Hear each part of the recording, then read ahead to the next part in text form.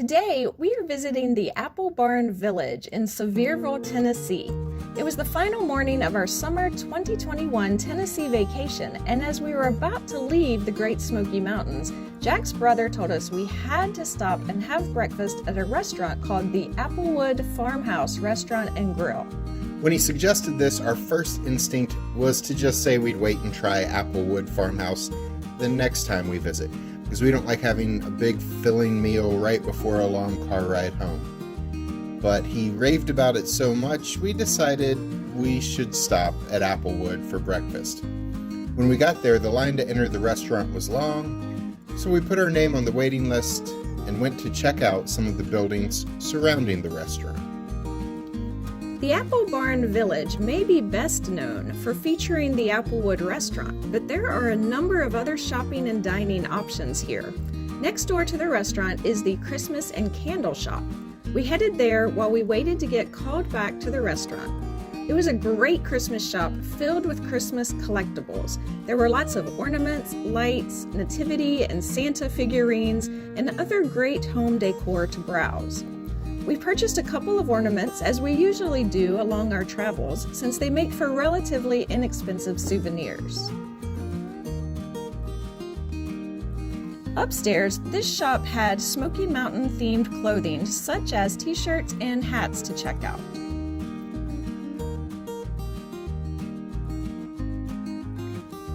If you're a fan of candles, there was a good selection of those too, including some scents that were very appropriate to the Applebarn area, such as apple butter and hot apple cider, but they have a variety of other scents as well. Next door is Applebarn Winery, which uses apples from the orchards on site to make apple wine, which is a thing we've never tried before. Guests 21 and older can try free samples of the different kinds of apple wines made at the winery. We didn't do that because we had a long drive ahead of us and because the restaurant contacted us to let us know our table was ready. Once we got into the restaurant, we had to wait in the waiting area a few more minutes to then be led to our table. The restaurant has been around since the 1980s, and it's known for great Southern cooking. If you want to know all the prices and details, you can pause the video as we scan the menus here. But they have all the usual breakfast options. No matter what you order for breakfast, everyone is given a complimentary serving of apple cinnamon muffins and apple fritters with apple butter to dip them in, as well as a complimentary Applewood julep to drink. The muffins and fritters with apple butter were delicious. The julep was okay. A sign on the wall provided the recipe for the julep, which was 1 cup pineapple juice, 1 cup orange juice, 1/4 a cup of lemon juice, and 1 quart of apple juice, which makes 6 servings. We liked it okay, but it probably wasn't something we would order if it wasn't free. For our meal, we split what they called their hearty farmhouse special, and it was plenty of food for the two of us even though we were splitting one meal. It included 2 eggs, 3 bacon strips, home-fried potatoes, and buttermilk pancakes. And all of it was delicious. We were glad we stopped off to eat here. It was totally worth it. And as we were wrapping up, the breakfast rush was starting to die down. The lunch rush hadn't started yet, so there was a little bit more room in the restaurant.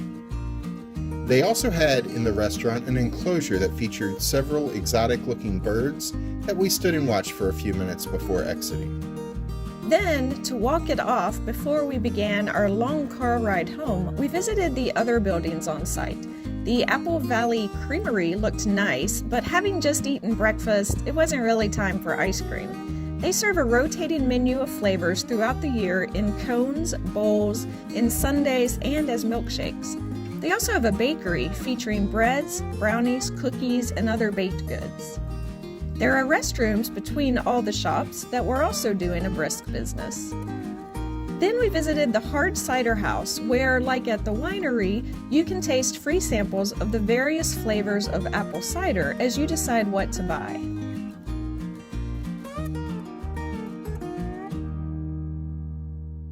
There's also the candy factory with a variety of candy made on site, including, of course, sticking with the apple theme, caramel apples and candy apples. You can even see the candy being made right in front of you by hand.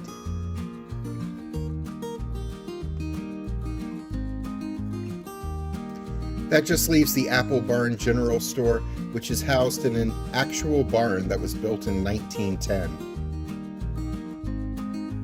The barn now holds a general store which sells home decor and kitchen items.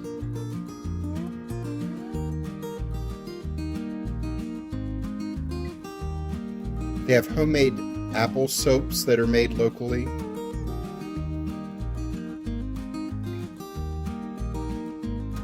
They also sell a lot of food items, including cheese, ham, bacon, apple butter, apple cider, and mixes you can use at home to make apple pancakes, apple muffins, and more.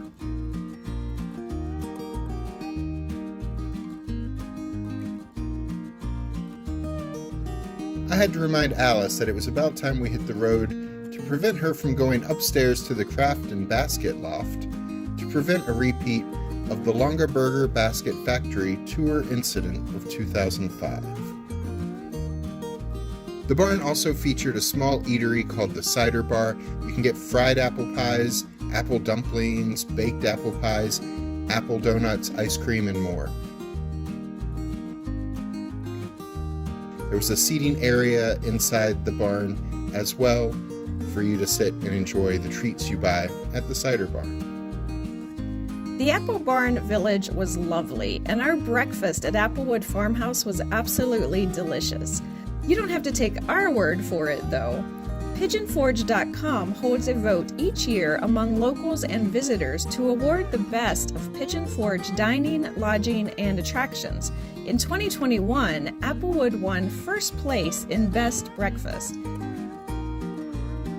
first place in Best Southern Food, and Apple Barn Winery won Best Winery in the Pigeon Forge area. We highly recommend stopping off in Sevierville, the town where Dolly Parton grew up, if you visit the Pigeon Forge area, and checking out Applewood and the surrounding shops and eateries. I'm Alice. And I'm Jack. Click on these links to see some of our other travel adventures, and we'll see you the next time we're traveling through.